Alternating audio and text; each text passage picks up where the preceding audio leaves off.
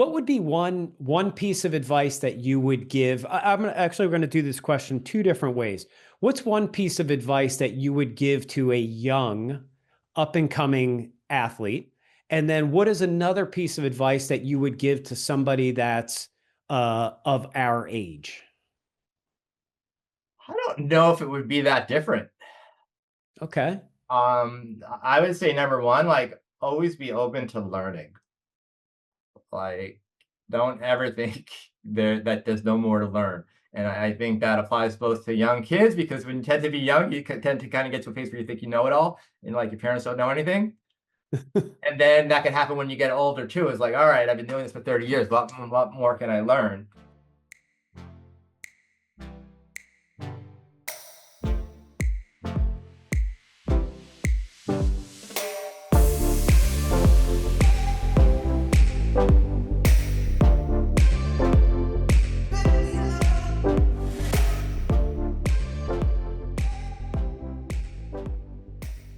Good afternoon, everybody, and welcome to another episode of Hook, Line, and Shifter. Thank you. Thank you so much for clicking over, subscribing, and sharing. I'm your host, Bob McCarty. Got another packed episode for us today. I've got Gregg Galletta. Gold in Roanoke, Virginia for XCM and XCO Nationals. Fierce competitor of mine, probably for the last 20 years or so. So a great interview with Gregg. I'm going to give a race recap to the Rumble in the Jungle benefit race at Markham Park. Tell a little bit about what transpired on that day for the 8-lap race there. Another Moto Monday at Markham Park. A little bit different of a perspective, and hopefully, maybe a little more subtle type viewing for this one. So we got another Moto Monday at Markham Park.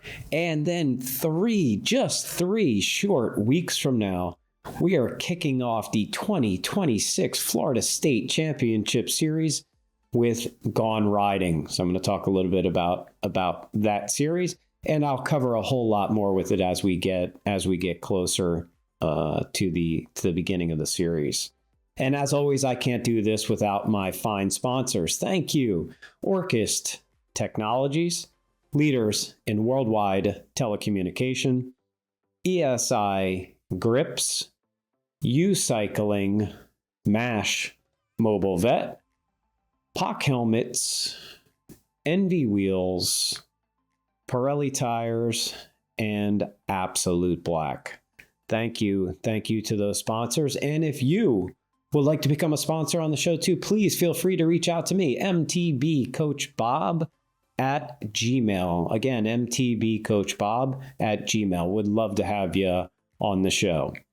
So just like I said earlier, I've got Gregg Galletta. I've been competing with Gregg for years. Was really looking forward to having him on the show to share his experience of going gold this year, as well as his experience in becoming a 3-decade cyclist. Hope you enjoy this interview with Gregg Galletta. All right, I'll tell you what. I was so looking forward to finally getting this person on my show today, Gregg Galletta. Why is it so important for me to have him on the show? Because if there's any one person, and I'm going to go with two, Gregg and Brian Schwarm. If there's any two people that I've spent the last 20 years concerned about when it comes to racing at the national level, it's these two guys. So today on the show, I got Gregg Galletta. He's from Dobbs Ferry, New York, and fresh off of going gold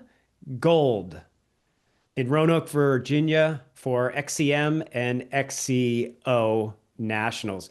Gregg, thank you so much for taking your time and coming on Hook, Line, and Shifter today. Yeah, listen, it's a pleasure to be here, and I'm looking forward to the conversation as well. We have a lot to talk about. Absolutely.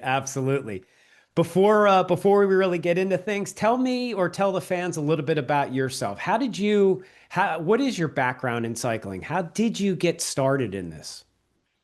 Well, ever since I was like old enough to ride a bike, I loved riding my bike and doing jumps and stuff like that. And then the 80s was like the heyday of BMX. As soon as I turned 12 years old, I got myself a paper out, started making some money, bought myself a helmet, and then there was a local BMX track and convinced my dad to take me there every Sunday. And I was BMX racing from like 82 to 85. Wow. Did you ever venture down into New Jersey for any of your racing? Because that's where I would that's do where I was Braddock, racing. Friday nights in Okay. Braddock for sure. I went to the Armory some of the winters, and that was about. I went to Woodward BMX camp in Pennsylvania, if you remember that place. Yep, of That was like course. 83 or so.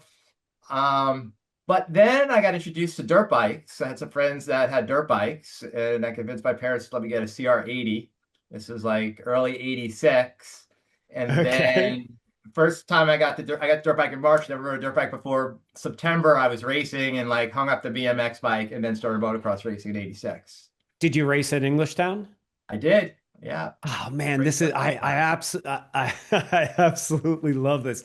Englishtown was about a 35-minute drive from my house, so I'm quite familiar with racing at Englishtown. Unfortunately, I never had a place to practice. The way we grew up, it was you just went on to somebody's farm somewhere and you hope you didn't get arrested for Exactly. being there. So the only practice I ever got was when we showed up to Englishtown and actually had to race. So BMX into motocross. Did you ever dabble in any flatland? No, no, I was all motocross, and then I would do some road training on the bicycle, so little mountain biking and road for motocross training. And then once I got to college in 93, I raced motocross through college. And then once I got to college, I took a year off. I got a street bike. I had a Ninja. I started racing Okay. around on that, and I was like, oh, maybe I should try road racing. And then after a couple crashes and kind of realizing maybe it's time to move on from motorcycles. I got a mountain bike and then started racing in 95. So first big event I did was the World Cup in Mount Snow in 1995. Okay. So do you remember what your first mountain bike was? Yeah. Well, it was a mongoose. What was it called? It was like a $300 mongoose hardtail. And then I put a rock, I bent the forks. Of It was course. completely hard. And I jumped in, I bent the forks. So then I got a rock shocks on it. And then I just started riding with like the local mountain bike guys. And my bike must have weighed like 33 pounds. And they were all on like super lightweight bikes. This is And this is how this is how we grew up. This is what we did back then. What year was that bike? that must have been around 93 and 94. And then my Okay. first real mountain bike when I started racing after I got the insurance money for the motorcycle that I wrecked, I bought a Jameis Dakar, was one of the first Okay. full suspensions, and that was like in 95. And then I used that and I raced cross country, dual slalom, and downhill on the same bike. Again, I think that's what we used to do back then. What was what made you want to get into mountain bike racing? It just was kind of like a natural evolution after doing the motocross thing, and I've had some back injuries and kind of the writing was on the wall that maybe it was time to move on from motocross. I mean, mountain biking was just like the next best thing, frankly. What was your experience like in that first mountain bike race? I'll give you a question a little bit later on about your welcome to the elite or welcome to the expert category, but what was your first mountain bike experience like racing? Well, I would break the bike a lot. I would get Uh-huh. flats, but I would break things. And in fact, I remember someone telling me that had more experience is like, Greg, this isn't a dirt bike. You got to be a little bit more gentle with it. Like if you could just like keep the bike together and finish a race, you might actually start getting results. So Okay. I remember a lot of flat tires, broken derailleurs, broken saddles. I would break the bike a lot the first year. And as far as fitness, definitely the athlete that you are today compared to back in the 90s when you first started, there's clearly a transition into who you are today. But what do you recall about that? About what was, aside from breaking the bike, what do you recall that was challenging to line up and race? Let's see. I mean, the fields were pretty big back then. So I remember in 96, I went to Traverse City and did Uh-huh. the World Cup there. It was like the week after Mount Snow, and I was doing sport, and I think it was like 125 people. on the Yep. I starting was line. I was there. I was there for that race. And yeah, I think just the nutrition and the pacing yourself and not overriding the bike. Those are the things I learned. I always had the speed and I had pretty good endurance, but for like a shorter race. It was once I turned expert and the races started getting to be like an hour and a half because when I was doing sport in like the early days, it was usually under an hour. So my fitness was more or less there. So it was building. That's when I realized, and like when I turned expert, I got a road bike, and then I started putting in miles on the road bike to kind of build a nice endurance base, which I was lacking up until I reached expert, and I was like, okay, I got to start putting in more hours. What year did you turn expert? 97. Okay. And our careers are absolutely identical. I And then when I started went to in Traverse City, my the highlight there is that I won the cross country and I won the dual slalom on the same bike. on the same bike. That's right. And that I moved to a specialized then. I got sponsored by Brand's Bike Shop in '96 after just like doing my own thing the first season, and that For was a the specialized. for the fans out there that don't necessarily know, Gregg's background in the sport is quite extensive. Back in the day when we were racing in the 90s, now right now you have base sport, expert, and then a pro category. Back in the day when you got into mountain biking, you had your first timer, you had novice, uh, base, sport, super sport, expert, semi-pro, and then pro. So these were all the different categories that you had to try and get yourself through. I believe in when I went to Traverse City, I raced it as semi-pro. What category did you race? I was sport, so that was my second full season of racing, and the first season I spent breaking a bike a lot, not finishing many races. Okay, good. What was your first race like when you turned expert? And I where don't was it know. at? I don't know if I can remember the first race. I remember winning my first expert race, and I was decent, but I definitely wasn't like if I got top five, that was good accomplishment. And then it probably took me 2 years or so before I won a race. It was in New Jersey, Morristown. They still have races Oh, there today. okay. When do you have any other fitness background other than cycling growing up? Not really.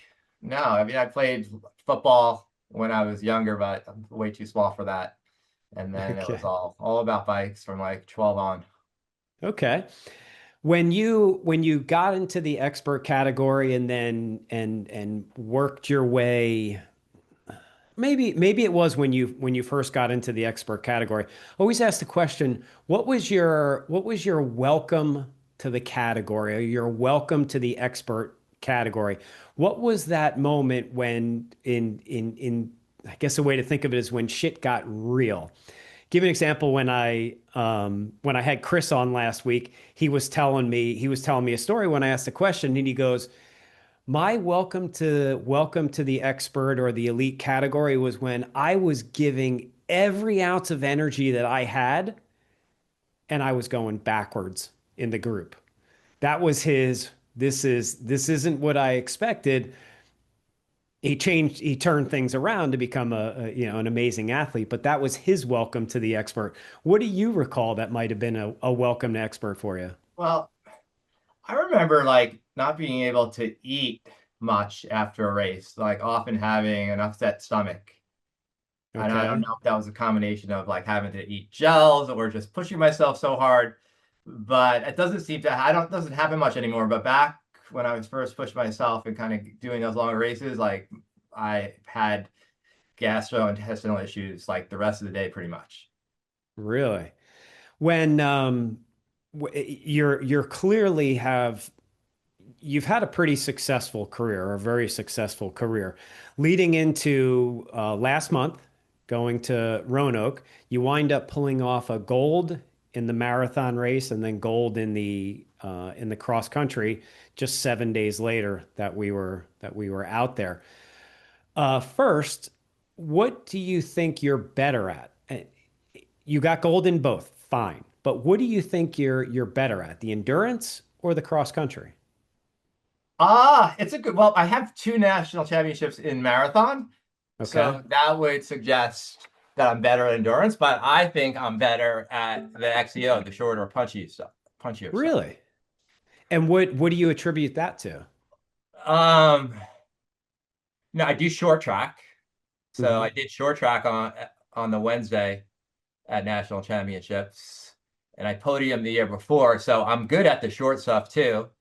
And like I sometimes have issues with drinking and eating enough. That's kind of one of my weak points, which after 3+ hours on the bike, that starts becoming more a factor too. So I tend to think of myself as a punchier rider that's better at shorter stuff. But once it starts going off, like anything over 5 hours, like I'd be in real trouble in terms of being able to continue to kind of eat what I need to eat to keep going. And even at this point, 3 decades into your career, you think you still struggle with that concept of eating and drinking?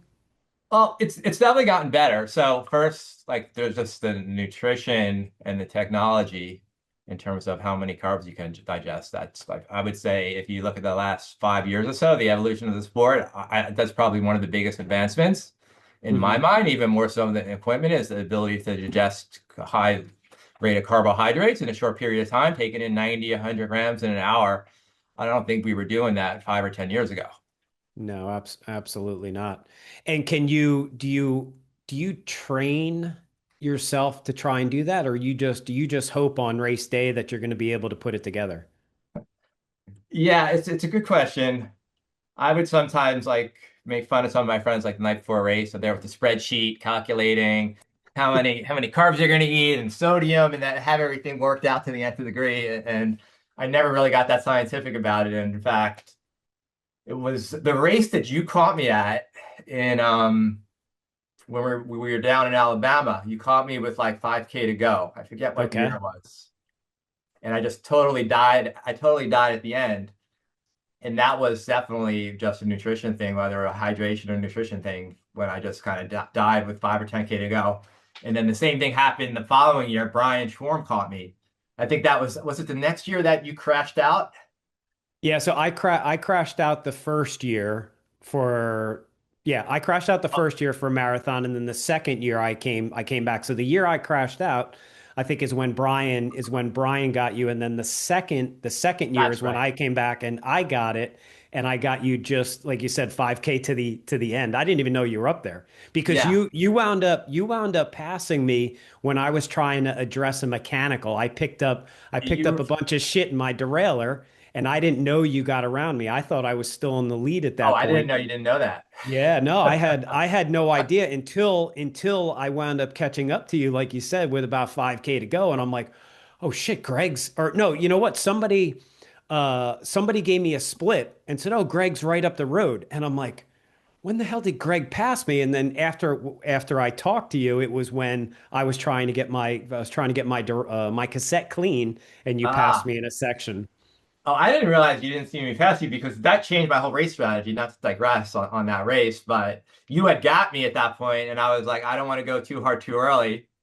And I was like, I'm going to just manage my own race. But then when I saw you had the bike problem and I passed you, I was like, now's my opportunity. Let me put as big a gap in as possible, Attack which him while he's backfired on down. me at the end. So it's funny. It's funny you say that you're bringing up the reference of riding your own race and doing your thing. After Marathon Nationals, we spoke a little bit after you crossed the finish line. Like I said, you wound up getting the gold there, and you kind of gave me the play by play. And that was one of the things that you had said is that you made a conscious decision that you were going to run your race of that day. So take us through a little bit about your experience at Marathon Nationals in Roanoke the past month. Yeah. Yeah. And that was based on what happened the year before because I was out front and no, actually, I was chasing Brian, but I went out too hard.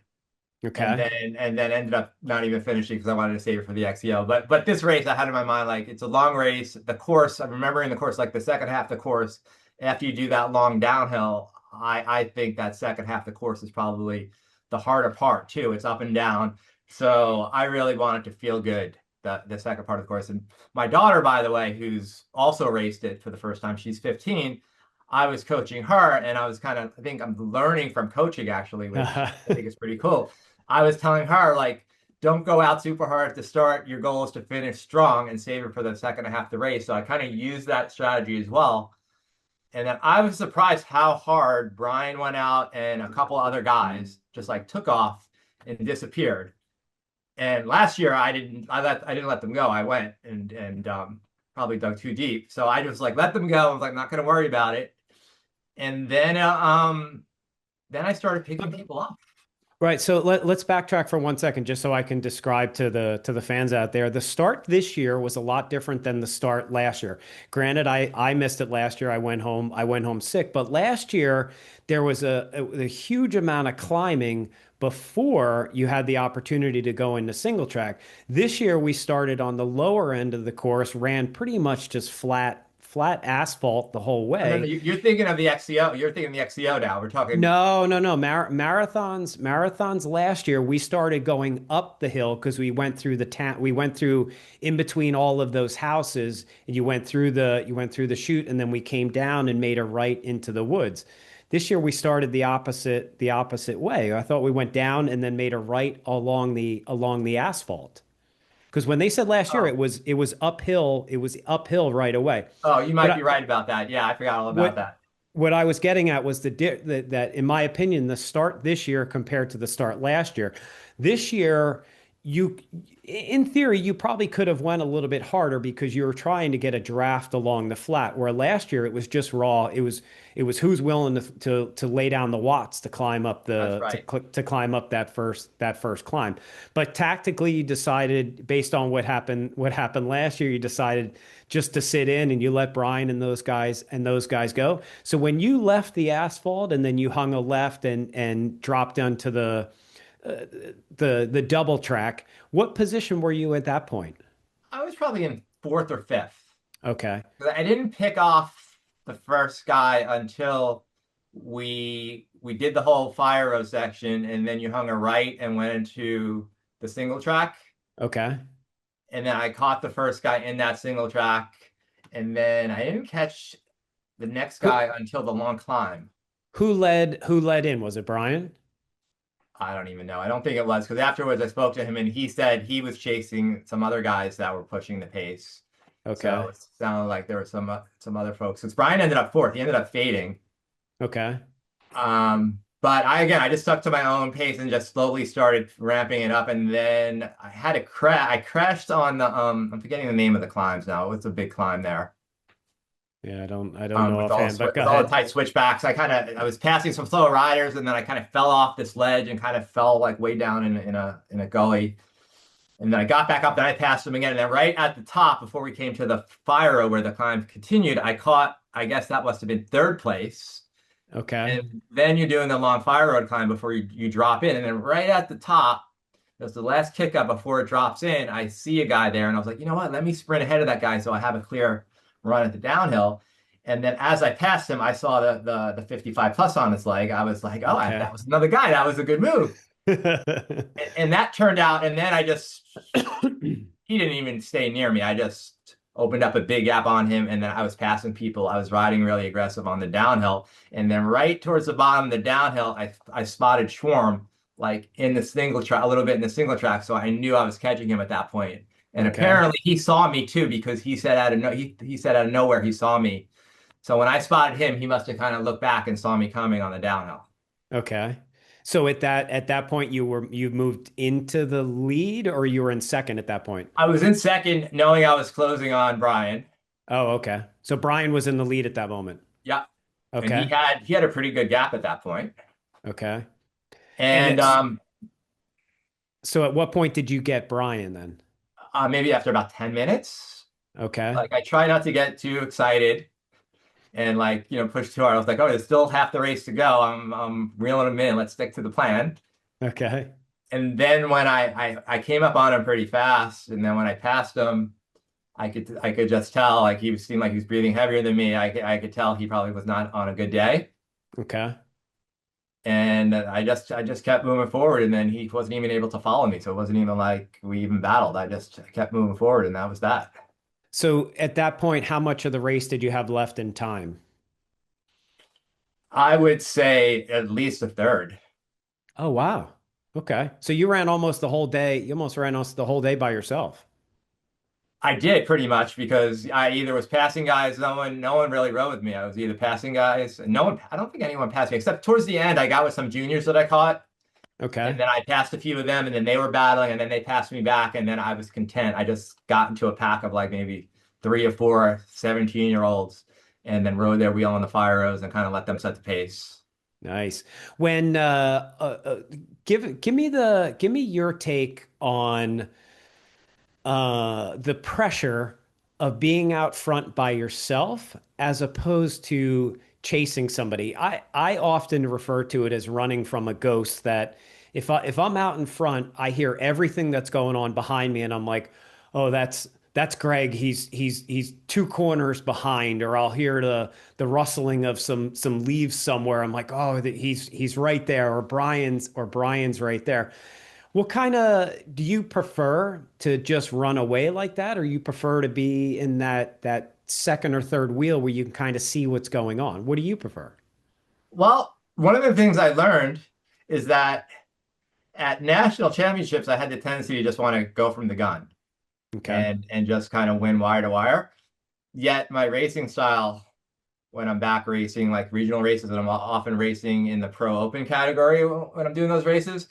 So I often I can't get the whole shot against the younger guys. I just don't have like the top end. So my tactic is usually like let those guys go, and then after it settles in, make them move up and kind of at my own pace. So one of the things I said to myself is like, why don't I do that at nationals? Like, why do I feel like I always have to get the whole shot? Because if I don't know if you remember, but you caught me with the Bear Creek, when you won Bear Creek, you caught me on like the last lap. You caught me after the first lap, I think. So Okay. I almost always I was leading. I got second like I want to say like 7 or 8 times, and Okay. I almost was always leading those, but you or Brian would end up catching me. Uh-huh. So one of the things I wrote was like, you know what? Maybe I do better racing from behind. So yeah, I think it did. I did have there was some pressure up. Although when I caught Brian, I felt like there was, and I moved to lead. I felt there was some newfound pressure now because then suddenly it was my race to lose. Hmm. But then I settled down, and then was once I knew he wasn't following me, I knew as long as I rode smart, didn't break anything. Did That you were you able to hit your nutrition points throughout the whole race? Did you stay on top of that? yeah, Any experience with cramping? no, it felt good. Remember that was a cool day too, so that helped a little bit too. It wasn't super hot. It was on the cooler side. It started getting like it was going to rain at the end of our race, so I think that helped too because sometimes the heat also makes it harder to digest and get nutrition in. Right. Well, absolutely amazing job you had there. And you said this was your second gold medal for marathons, correct? Yeah, the first one was 22 in Frederick in Maryland. Oh, okay. So Chris got one of the years. Oh, but he's the age He under. was he was in the age younger that year. He won it in the younger age group, which I think, Right. by the way, I had a faster time than him because Corey Peterson, like he was coaching Corey, and then Corey said something to him that I had a faster time than him that year. But usually he's going a bit faster than me. Nice. One thing, and I was talking to Chris about it, and I'm curious to get your opinion.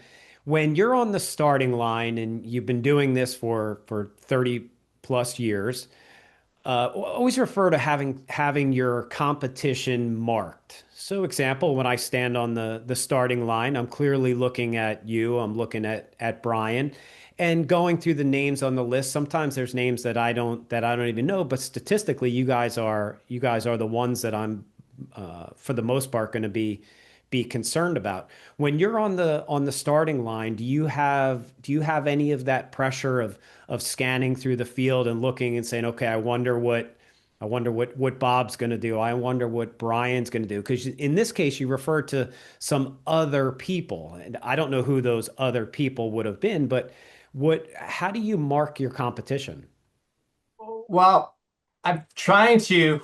It's an area I'm trying to improve, and I think back to some of the things I did different, and where I've seen some improvement, and back to like learning from my daughter is as I'm trying to get her to manage that kind of pre-race anxiety and being nervous on the starting line. I found that there was opportunity for me to improve on that as well. So I'm trying to think less about and focus less about what's going on me and just like focus on what I need to do and have a little bit more tunnel vision. So, that's definitely, I'm moving towards trying to execute that better. But yeah, absolutely. Especially in going into the XCO, Chris Pack was the guy because he beat me last year there. Hmm. So he was the guy for sure that I was watching. So I think it's hard. It's hard to not think about who's likely going to be your key rival and kind of where you want to be in terms of getting on the course ahead of them. In the XCO, I felt that course you definitely wanted to be first in the woods, not to switch to the XCO. But sometimes it depends on the course too in terms of how you're thinking about your competition and where you want to be at the beginning of the race or certain portion of the race because you want to be able to leverage your advantages, typically faster on some of the technical downhill sections. So, I tend to want to be ahead of my competition there as opposed to being held up. Right. So you're burning matches at specific places based on the competition and your skill set. Okay, so going into XCO now, or we could touch into the short track. Tell us a little about your experience with the short track, and keep in mind for the fans out there, Greg is in a 59-year-old category. In the short track, there isn't an age category for him. So when he refers to what he has to race, he's got, I believe it's 40 plus, correct, It's Greg? 40 plus for sure. Yeah, Track. so Yeah. he's So in and technically speaking, according to USA Cycling, you could actually be 39 on the starting line. It's your racing age as of that year. So if you get somebody a September to December baby, they technically could be 39. Greg's in the 55 plus category, having to compete with these 40 these 40 plus. So how did the short track go for you? so the short track didn't go as well as the year before. The year before, for reference, I finished fourth. So Okay. there was a split of about five of us, and it was more like I don't know if you saw the course, but to me, it was more like a dirt crit. It was like a crit. It was a lot of pavement, and it was in a urban park in Roanoke, so there wasn't much in the way of real mountain biking. I rode my hardtail, Okay. and then this year I made the split again. I was a little incident with I don't know if you know Adam Meyerson. No. He was a roadie. He's a big name, cyclocross name in the Northeast. Okay. There was a little incident. I didn't crash him out, but I passed him going to a turn, then he crashed, and he wasn't too happy about that. But the short track is all about positioning. So in the short track, I made the split again. There were maybe about six of us, and it broke up. So I made the front split, and then I just didn't quite have it. I started getting gapped, and then once I got gapped from the top five, I started thinking about the XCO, frankly, and then I was kind of battling with some guys from like for sixth, seventh, and eighth place, but I was thinking about the XCO at that point. And then to give someone else credit, I don't know if you know Victor Sheldon. Of course. He won the 60 plus Hmm. marathon and XCO. Um, he was one of the guys I was battling with. So I thought for sure I was going to Wow. be the oldest guy in the top 10. And then Victor finished ninth in He's front of me. that's a strong name right there though Yeah, to but be he's 60 battling with plus now. him. So like I said to him, like, man, like that's encouragement to me because I'm like thinking once I hit 60, I'm not going to be able to hold this level of intensity, but maybe you're going to prove me wrong. Nice. So the short track was on Wednesday or Thursday? That was Wednesday, yeah. Okay, so you had Wednesday, then you had Thursday, Friday, Saturday to kind of recover and get yourself ready for the XCO on Sunday. Start was a little bit different this year for the XCO. We wound up on a asphalt bike path for quite a while. At the end of it, it hung a hard right, went into the first climb. You had mentioned that you wanted to position yourself correctly. Where were you at when you left the asphalt and you made that first right-hand turn to head up the climb in for the XCO? I was third. Um, who let it out? I'm forgetting the name of the gentleman who let it out. He's he's someone that we've been racing against for years. I feel like he's from like the Southwest somewhere. Okay. Um, so for whatever reason, he decided to just lead the whole time on the pavement. So I just Okay. sat second wheel and was like, all right, yeah. Why would I want to be first right now? Exactly. That Okay. was like obvious. And then as we were getting closer to that right-hand turn to hit the dirt climb, suddenly Chris Pack, who must have been on my wheel, he comes storming by on the outside and Oh, passes okay. me to get ahead of me going into that turn. Okay. And So he passed you on the outside of that on that first right-hander. that's right. Okay. Well, That's right. put him to the inside for the next left. Yeah, but then I actually came on the inside of him into the right, and then we came, the other dude was still first, so him and I were like neck and neck climbing side by side, Okay. and then I just outclimbed him to the top, frankly, Nice. So and then you I at the top of the climb, did you go in first or you were still second? I was still second at this point. Okay. Randy's the name of the guy. Okay. What do you remember Randy's last name? I'm forgetting it, but it's Uh-uh. Randy's his first name. So he was still there. I was surprised at how strong he started because we were going pretty hard. And then I passed him on still before we even started the first lap. I passed him on the towards the end of the prologue where it was going up. So he started slowing down, and then I passed him, and then I could see Chris coming, I could see Brian coming, and they were coming at a similar pace that I was going for a bit. But then I guess I slowly just started opening up a gap. And that so after that you went straight to the finish with nobody else contending anything with you? That's right. Man, what a good Yeah. job out there. And I did mix up the lap counts actually because with like the prologue and then we were doing 3 laps plus prologue. Okay. When we came around, I thought the race was over after I guess 2 laps because I guess in my mind the prologue kind of seemed like a lap. I knew we were doing 3 laps. It was a prologue plus 3 laps. So Oh, I thought you got what did we do? We did prologue plus three or plus yeah, four? no, you did Plus prologue three. plus three too. Yeah, we did So the same. when did it go down? The 60 plus is where it changed, it dropped I down a think so. lap? Yeah, I think so. Oh, Yeah, and they because of the smoke the day earlier, they cut the that's other right. guys back a lap also. Do you having a BMX background, I enjoy the hell out of leaving the ground on the bike. And that course this year, there were so many opportunities on the XCO course just to kind of throw the bike around and have fun. Do you have that sensation that you're 12 years old again on your mountain bike, or is it all about leave those wheels on the ground and just and grind out the wins? Now, I'm smiling because I'm going to have another good story for you here in a Okay. second related to this. So, with my daughter racing, I've been traveling around last season, and then this season we traveled around and did most of the U.S. Cup races. We went up to the Canada Cup, and I did the elite field a couple times just because I wanted to do the harder course. And there were some jumps on those U.S. Cup and Canada Cup, so I started hitting the jumps again after I kind of had a period where no, I'm like too old. I don't want to leave the ground. And I was uncomfortable with jumping.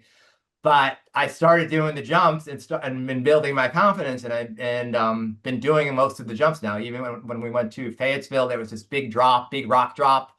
I was sailing off that. And like a couple years ago, I was afraid to do the drops. Okay. So really started getting comfortable doing the jumps, and I was definitely hitting the jump that jump up the uphill, like that step up Yep. right at the finish. I was sailing that, feeling all confident. But anyway, 2 weeks later, we went up to Kingdom Trail. My daughter had a camp up at Kingdom Trail up in Vermont. I don't know if you've been Yeah. up there. Yeah, that place is beautiful. And yeah, there's all man-made trails and jumps, and there were some jumps there. And there was this one big step up. It was like a 6 foot takeoff. It was like a step up jump on a tabletop. It was pretty steep. And I was hitting it and landing on the top. And this is earlier in the week. I'm like, oh, it'd really be cool to hit that thing, sail over, and land on the backside of it. Uh-huh. So over the course of the week, we were staying at a place right there. So I literally could pop out in the afternoon and just go do some jumps. And then it was And Wednesday and after wait, meeting. all this jumping is on your XCO bike, correct? Yeah, this is on Okay. my Epic. And we went for a ride earlier that day in the morning, so I was kind of warmed up. And then I had to take calls for work. And then at like 5 o'clock, the guys were out there riding, and I'm like, all right, I'm going back riding. I jump on my bike and I immediately go out and I start hitting all the jumps. I hit that step up. I land right on the top. I'm like, that's the furthest yet. Like, it's just a little bit faster, and I'll sail over it and land on the backside. Then I hit it again, and I don't know, I just hit it too fast or whatever. And I went flying over it, and then I started endoing, and I cleared the whole thing and landed way down at the bottom of like the ramp on my front wheel. And then just totally went over the bars, like got Oh, slammed my head really? first, got drilled into the ground. And I'm sitting there, I'm like, what the hell did I do? I think I have a concussion. And I'm checking my shoulder. And I'm like, I didn't let go, I didn't hit my shoulder. I think I'm okay. And then I go to stand up and I get a sharp pain like deep in my hip. And I Okay. have hip resurfacing. I have hardware in there for about 19 years now. I have Okay. metal on metal hip. in my right hip. And then I started getting a sharp pain in that hip that I had the work done on. So I immediately was like, what the heck happened? I didn't think I landed on it. And I went to walk, I went to pedal, and I was getting super sharp pain deep in the groin area. So I was like, what did I do? I'm supposed to go to Worlds in a month. Why did I do that jump? I just wrecked it. I ended up having to go to ER to get x-rays because I wanted to know what was going on there. Like, did I break something? And then lucky enough, I went to the ER and they said it was soft tissue and I just like strained the hip flexor muscle or something. Wow. It, So it it was a wake-up call, to say the least. I'd never been to no, the ER before. never time to not air out this stuff anymore. You were perfectly fine landing up top. Just because you didn't land on the transition, you were good. You hinted towards Worlds, marathon Worlds. I think you said it's in Italy this year. Yep. Okay, tell us a little bit That's next about month. that. The chase for those stripes. How do you feel? What are your thoughts? Well, like winning this year was kind of in the back of my mind that it'd be nice to win the marathon this year because I knew I was going to go to Worlds and it'd be nice going there as the U.S. national champ. So with that playing out, it's just really motivated me even more now, right? I feel like more confident. I feel like there's a bit more like attention, or just feeling like I'm more motivated. I want to do even better knowing that I'm coming as a U.S. national champ. What is it 5 year or 10 year for this? It's 5 year. Okay. I heard Jeremiah's trying that he's going over also trying to do the 50 Oh, plus and trying to get himself some stripes also. But oh, that'd I be can't interesting. wait to hear what your Well, experience like is there with that. yeah, I mean, you've done marathons. I know you've done XCO Worlds a couple times, right? Yeah, I've never done marathon worlds. They've never fell into a close enough place that's been feasible for me to do. Is your best finish the fifth in Quebec? Correct. Correct. Yeah, Yeah. which I think was a major accomplishment. My best, I've done marathons once and I've done XCO twice. In Quebec, in Quebec, I think I got 11th. I think I got 11th in Quebec. Hmm. And then I went to France a couple years later and I got 10th. And then I did XCM where I was a couple years ago, I think in 22, and I got 12th, and that was in Italy. So I've been just tickling the top 10. Nice. Do you think you're a better athlete today than you were 5 years ago, 4 years ago? I think a little bit. I'm not, my numbers are pretty close to what they were. So I maybe lost a little bit in my sprint. Okay. I don't quite have the punch in the sprint, but overall, I think my numbers, my FTP and everything's comparable. Do you do you And I've mind do gotten you a little mind smarter.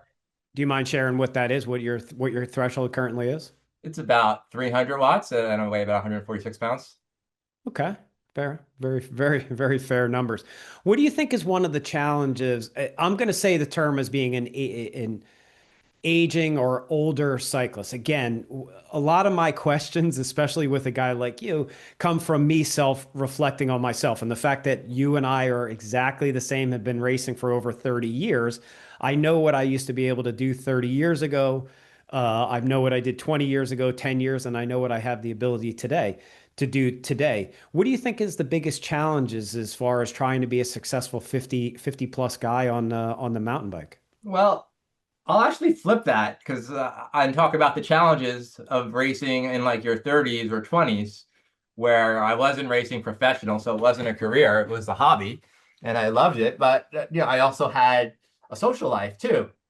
I was going out, drinking, and still wanted to kind of have a balance in life. So I think that held me back in my early years because I wasn't necessarily getting the rest that I always needed and I wasn't always on top of my nutrition. I wasn't doing weight training. So once I turned 40, had a child, stopped going out, started weightlifting, going to bed at 10 o'clock every night, getting smarter about my nutrition, I actually started seeing gains as I got older because I kind of cleaned up some stuff I probably should have been doing earlier. I started Okay. doing more stuff right. So so as I got older now, I think that the main thing is I don't really take off much in the winter. When I was younger, I used to take like a month or so off or really not ride much. I wasn't worried about like losing my fitness and then kind of getting back to a high level. As Okay. I'm older now, I'm definitely more consistent throughout the year. I definitely, I'm not staying at absolute the same high level all year long, but I'm more cautious not to let my fitness go too low. Maybe it's a little bit out of fear that at an older Okay. age it'll be harder to get back to this top level. So I feel like I need to maintain a higher level more consistently at an older age. The one thing that I share, and it's very similar to what you're talking about, by no means is what you do easy, and I'm not gonna throw it into that category. But having said that, the way I feel, it's much easier for me just to continue with this training, just to continue with everything that I've built. And it sounds like it's the same thing for you. You put in 30 years into your craft. It's much easier just to keep plugging along with it than think that, oh, I'm going to take some time off and hope that I come back. One of the other things that that I refer to is we're always fighting at this point in your career, my career, we're fighting aging. So the fact that we're on a downward slope because we are getting older, yet you have a very competitive side to yourself. You want to beat everybody that's around you. Every year, when we're training and then age is taking us this way, the gap of trying to stay fast, the gap of you trying of wanting to line up and I call it beat the kids that are out there, that gap gets bigger and bigger, which requires the proper diet, the proper sleep, the proper training. So in a way, I don't think it's necessarily that we are challenged as an older cyclist, but I think you're smart about everything that that you're doing. And like you said, 20 years ago, you could go out party on a Saturday night with some friends and line up at 9:30 on Sunday morning and probably have a great race. Now you're too calculated with the entire process. And it means, in my opinion, it means a lot more. You brought up something that I think is really interesting in the fact that you're coaching your daughter or talking to your daughter. I'm very fortunate to have clients and be able to mentor so many people. But every time I talk to somebody, it's almost like a remedial or refresher to me, saying, "Oh, yeah, you really need to do this also." So you talked about your feeling when you're lining up from having to share that with your daughter. But I think giving back to the cycling community helps you in a way probably more than you think it's actually helping the people that are around you. Having said all that, I see your dirt camp racing shirt. Tell us a little bit about that organization and what you have to do with it.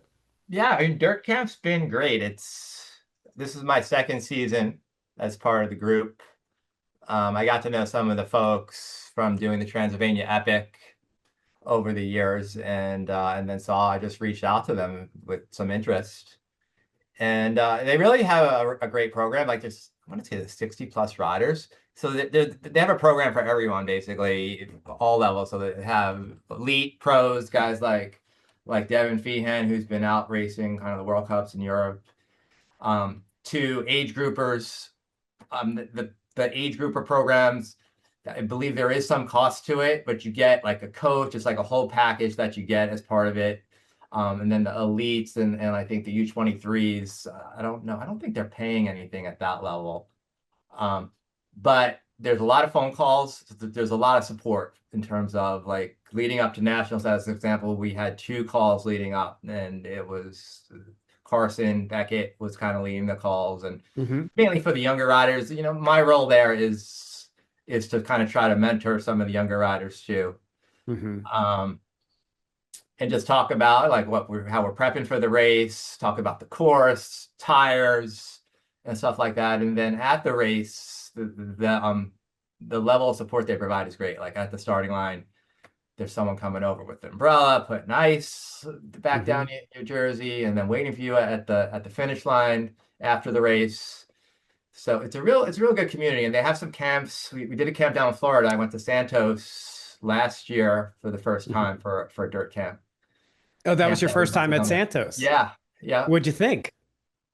I thought it was great. It was definitely better than I expected, and a ton of riding for sure. So we get some of the technical sections, but there was some pretty technical stuff there too. Yeah, What's it exactly. We called? get The to Vortex or something like Yep. that? Yep. Over at the Vortex. The Vortex is part of our Florida is one of the events at our Florida State Series when we come up there in February for the 12 hours of Santos. We get to ride the Vortex, but there's Santos has 80 miles, or the Central Locale's got 80 miles of trails, and it'll throw at you just about anything that you can enjoy to ride.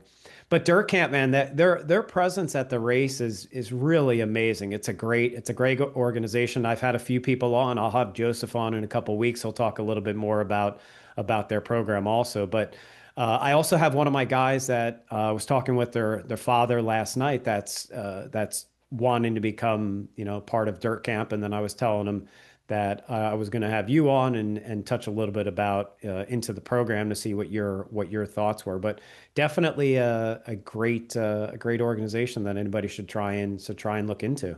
Yeah, I think it's growing too. There's a bunch of I think I was one of the first riders in the Northeast, and now there's a bunch of us. This kid Zach Morrison, who I see him at some of the races. In fact, we just did the stupid Stewart 40 together, and we Mhm. ended up racing together. We were leading, and then we went off course, and then we had to work together again to catch back up. So there was some team tactics. So it's good to kind of to see more and more of riders popping up around the country. There was a bunch just doing the Breck Epic. Mhm. I wish that athletes of today could see what the sport was like in the heyday when you got started.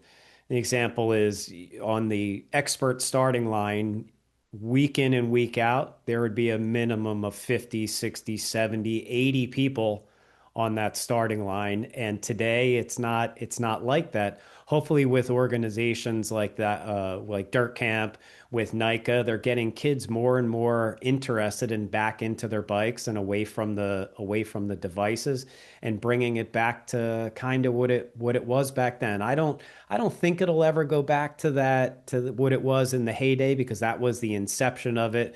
That was the Lance days of where cycling was so big. Hopefully it'll get back into that someday, but what we experienced at the inception of racing is a little bit different than what the kids are doing today. Granted, the junior lineups are incredible, but the real question is, how do we keep all of them involved through their Yeah. teens, their late teens, and into their 20s? Unfortunately, that's where we lose a lot of the cyclists. Yeah, it'll be interesting. On that note, my daughter's field of 15, 16 women, 102 racers showed up for both short track and XCO. They had qualifiers for short track. And apparently that was a record for USA Cycling, like the largest women's field ever at 102. And Wow. that's 15, 16. So yeah, I'm wondering like what's going to happen even with my daughter or just that age. Some folks that start getting a little older, discovering boys, more of a social life, it may Yeah. just kind of naturally lose interest in the sport. But if you just look back 5 years ago, the Nike is growing. So 5 years ago in the 15s, there wasn't 100 girls lining up. There was maybe 20 or 30. So there Right. are a lot more in the way of younger kids coming up now. So it'll be interesting to see what happens in 5 years. Will the elite women have 50, 60 girls, or will we see folks kind of fall off because Yeah. they find other interest? So it'll be interesting to see what happens, but it certainly is encouraging to see just how big the junior fields are. Absolutely. It's such a good, healthy sport, and I think that carries life lessons. The discipline of this sport carries life lessons to it.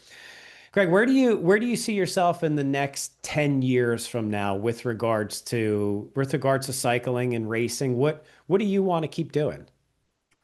Well, my my retirement job, my dream retirement job would be to find some corporate sponsorships for an elite XCO team, ideally a women's team, because I think there's a Okay. lot of opportunity with women's sports right now in particular. That there's a lot of outside sponsors, financial services, getting involved in sponsoring women's sports. A lot more of the ball sports like women's basketball. But motocross, as an example, Synchrony Bank is the sponsor of the Women's Motocross League for the first time this year. And the Oh, Women's really? Motocross League is getting television coverage on Peacock. So there's definitely a lot of growth. And I work in the marketing industry, so I see it at conferences as well. A lot of talk and growth around the benefits in sponsoring women's sports. So where I'd love to be in like 5 or 10 years is to be able to get some big corporate sponsors, to fund a World Cup team that's ideally focused on women. My daughter's on it, and we're traveling around doing the World Cup circuit. That's a good goal to have. What do you think is the drive that gets you out to do what it is that you're doing every day? Because I'll be the first one to tell you, man, there's some days that I on a personal note, man, there's some days that I'm like, it might be time to hang it up. I think I want to retire, and then I get out and I have an amazing day, an amazing race, a great time with friends. But the suffer of this sport is a lot. What drives you to want to go out and put your body through this every day? It's hard to say for sure. I sometimes make jokes to myself that I'm like I'm boring. I find something I like and then I just keep doing the same thing.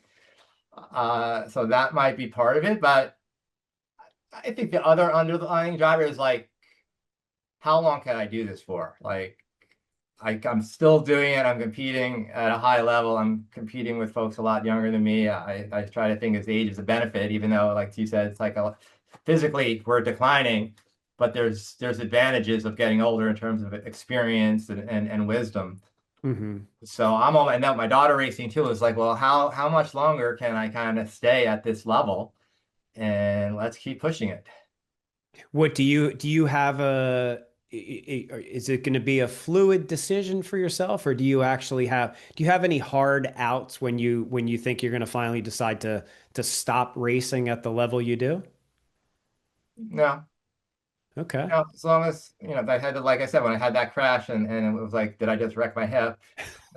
That was a little bit of a wake up moment. Like it's because it is about longevity, right? And sustainability when you start getting into your 50s. So you definitely thinking about calculated risks and kind of lessons learned on trying to do all the jumps. Right. But I do less road than I used to. I try to stay away from crits and try to kind of avoid putting myself in a position where I'm not kind of control of my own destiny. I'll tell you what, statistically speaking, you're pretty damn good at this mountain bike thing, so there's no reason to go ahead and do anything else for yourself. Just stick with this, and I look forward to banging bars with you again and again. Let me hit you with a couple quick questions on closing. Again, I appreciate you taking your valuable time with me today and sharing your experiences with the fans out there. What kind of bike do you ride right now? I'm riding Specialized. I have a S-Works Epic 8, which Not the apparently ep- just not. got outdated by the Epic 9. I was about to say you don't have yourself one of those Epic Nines yet. My brother ran out and got one. All But right, yeah, all right. I like to get money's worth out of my bikes. I don't rush into get new bikes. If I could get 7 years out of that bike, I'd be happy. Oh, nice. Good. You keep track of all your training through Training Peaks? Not really, no. Okay, so Not let me hit with some generic questions then. On average, about how many hours a week do you train? On average, I know sometimes you might have a little bit more, a little bit less, but what do you think would be 11 an to average 12 week for you? hours. 11 to 12 hours. Okay, and in that 11 to 12, how many miles do you think you're putting in? Mm, that I'm not sure of because it's a mix of the road and the mountain bike. So I don't really ever look at miles. I'm always looking at time. But I'm riding my mountain bike. One of the things that's changed over the last couple of years, I'm putting in a lot more mountain bike miles opposed to road miles. Again, attributed to riding with my daughter. Okay. Is there any one person that's kind of been a role model for you or helped keep you on track to being the athlete that you are today? Uh, I don't know if anyone really jumps out at me. Like if I had to pick somebody that I really um had a lot of respect for, it'd probably be like a John Tomac. Okay. And that's one of the things I loved about him is that he could do it all. And I kind of like to think of myself as like an all-arounder. He was racing downhill, cross country, he was on the road. And of course, I'm a big Eli Tomac fan, motocross. So I do like folks that can and aren't just a specialist in one thing and they can do everything well. That Tomac family is quite talented. On a side note, did you watch this weekend yet or no? The I've race. watched the first moto. I haven't seen the second moto yet. All right, I won't share anything with you then. I'm still a huge fan. I haven't missed probably in the last 15 years I haven't missed a Supercross or motocross on In TV. fact, Every Sun. Justin Cooper, I was glad to see him back. I raced with his dad back Oh, in the really? 90s. So yeah, I have a connection with him through his dad. That's awesome. That's awesome. Okay, what would be one piece of advice that you would give? We're going to do this question two different ways. What's one piece of advice that you would give to a young, up and coming athlete?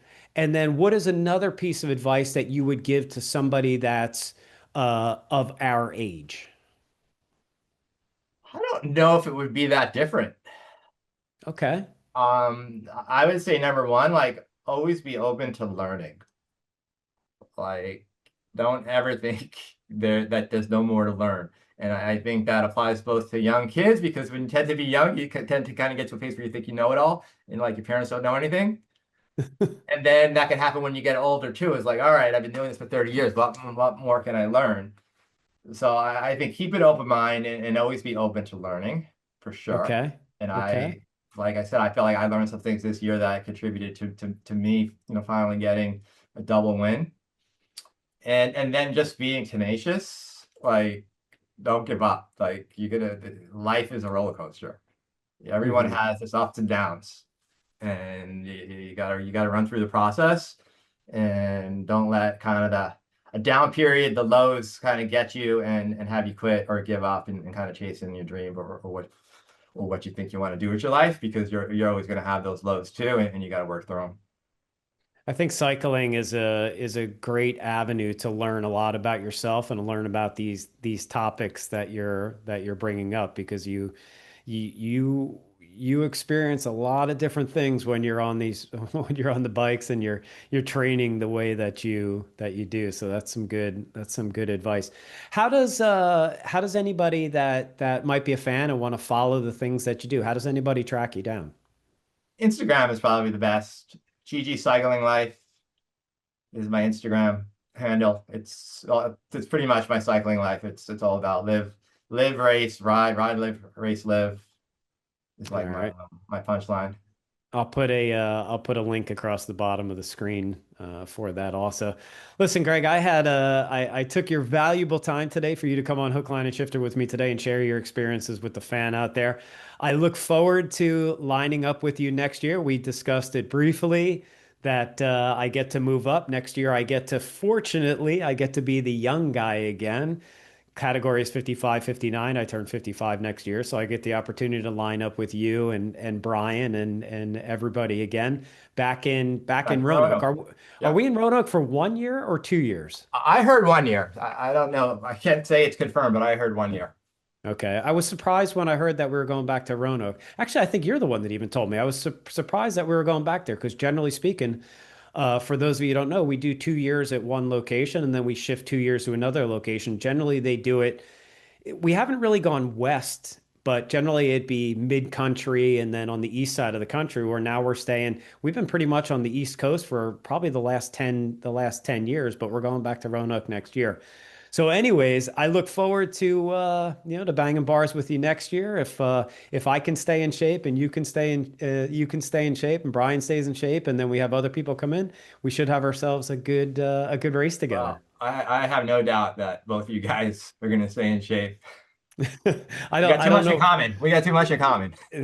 Based on this interview and learning as much as I did about you, I feel like when I'm out there with you, I'm just battling myself, which is great.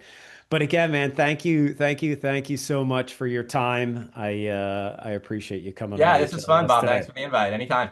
Yeah, no problem. I look forward to seeing you somewhere in the southeast. If not, I'll definitely see you next year out in Roanoke. All right. Sounds good. Thanks, Thanks. Greg. I appreciate you. All right. Take care. All right, what a great interview with Greg. Super super nice guy. I learned a bunch of things about him that I didn't even know that our careers were very very similar. He grew up in the Northeast. I grew up in the Northeast. Started racing BMX in the 80s, led him into motocross and then in mountain biking in the mid 90s.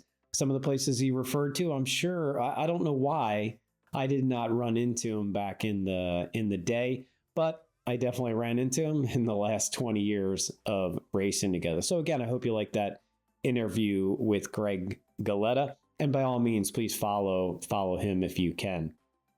All right. A couple weeks ago, we had Rumble in the Jungle, Markham Park benefit race fundraiser happens every year, same time in the dead heat of the summer. In this case, it was an 4-lap or 8-lap race. They call it 25 or 50 miles, pretty much just breaks down into laps. This was an 8-lap race. For myself, I ran the solo category, and tell you what, it's so much fun. So much fun out there. Myself and my teammate Marco went and pretty much beat the hell out of each other for 8 laps. We had a sprint finish. He got the better of me by about a bike length, but it was relentless. One of the funny things was, and you can throw this into the woulda category if you want to, and it's not woulda how things woulda went better for us, but it's more of woulda as far as what transpired throughout the day. We crossed the finish line and congratulate each other, and we're hanging out there talking. And then Marco grabs his bike. His rear skewer is about to fall off his bicycle.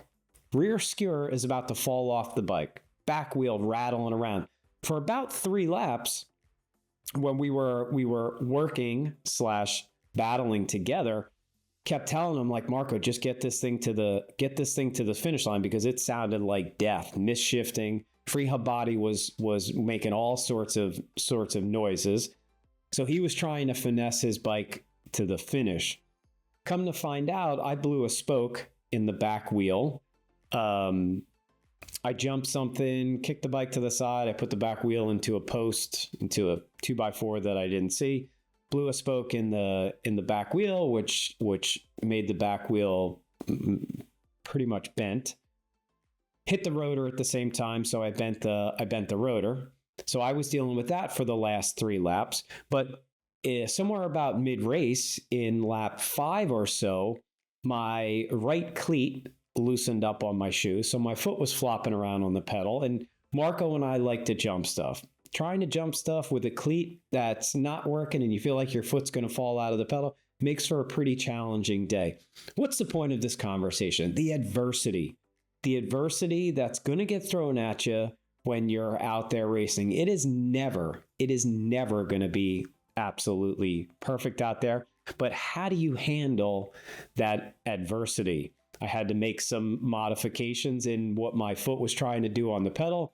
Marco had to make some shifting modifications so his axle didn't fall out of the bike to keep the free hub intact. And we wound up pushing through to having a great day today. And like I said, Marco got the win. I was a couple seconds off of him in the solo category. But really, really a great event. If you can, in your local town, wherever you're from, if you hear about these fundraising races, please go out there and support.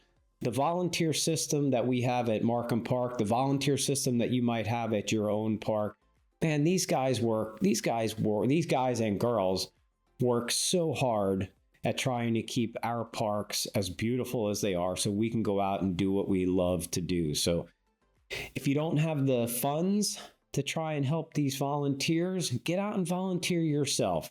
Most of them have usually one Sunday or one Saturday every month you can go and help clean the trail, cut back some brush, move some dirt. Any one of the hours will help keep the parks as good as they are for us. So this year at Rumble in the Jungle, that 25 or 50 mile race, Marco got himself the win this year. I wound up getting second place. Great event. Really enjoyed throwing down with him. So again, support your local trails and look forward to seeing everybody at the Bad Habit.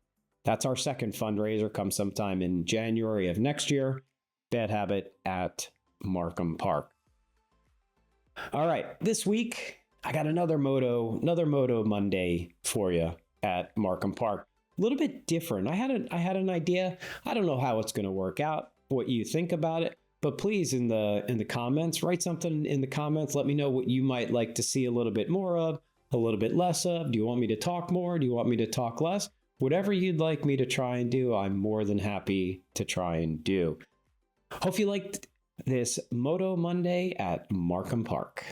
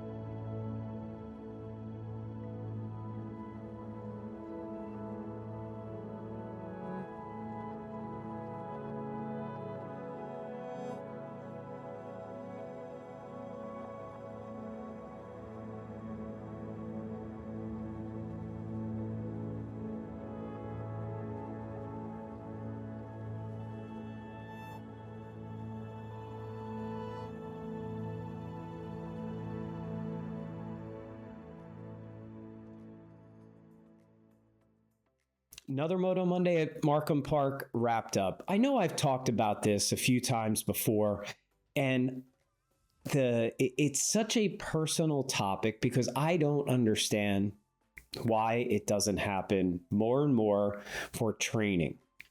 And what I mean by training is Markham Park is approximately, for calculation purposes, we're going to go one lap is 1 hour long.